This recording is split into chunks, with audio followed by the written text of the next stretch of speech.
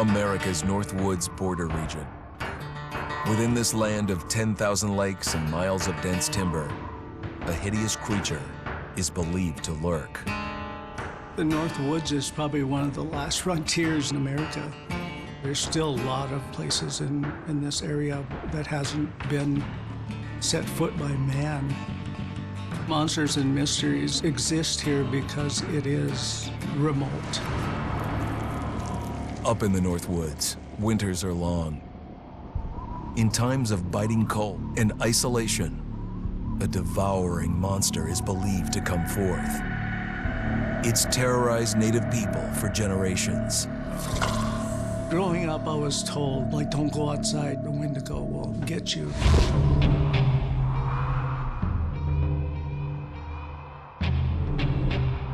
Among the traditions of the northern Algonquin tribes is the Wendigo, a monster that can seize hold of a person to carry out its hunger for human flesh.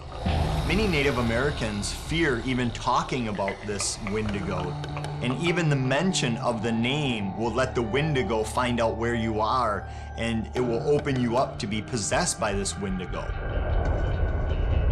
The most famous case of a Wendigo possession took place in 1879 in the deep woods outside of Edmonton, Alberta. Swift Runner, a Cree Indian, was a trapper and a guide. He had left town the previous autumn with his wife, 6 children, and his mother.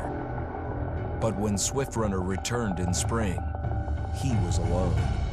Swift Runner came into a nearby village telling this heartbreaking tale. I had to watch them starve to death. Of his family being killed by starvation, and that he was the only survivor. My whole family gone.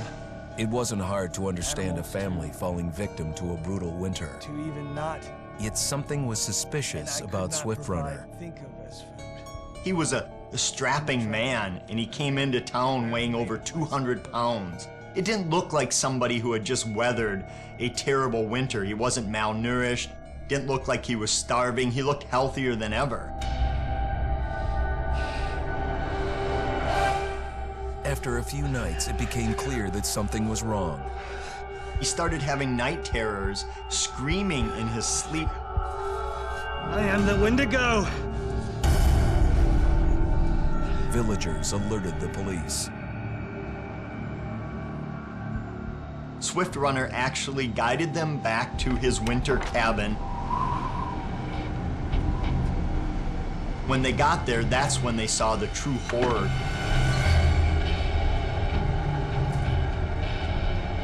Human skulls were scattered around, many bones, some of which had been snapped in half, and the marrow inside had been drained.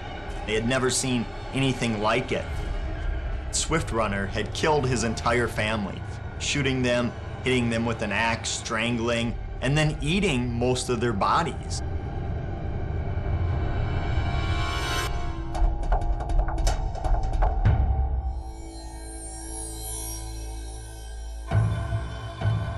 Right up until the moment the noose was on his neck, Swift Runner swore the evil spirit of the Wendigo had possessed him and twisted him into a cannibal killer. When he was on the gallows, Swift Runner himself said, "I am no longer a man."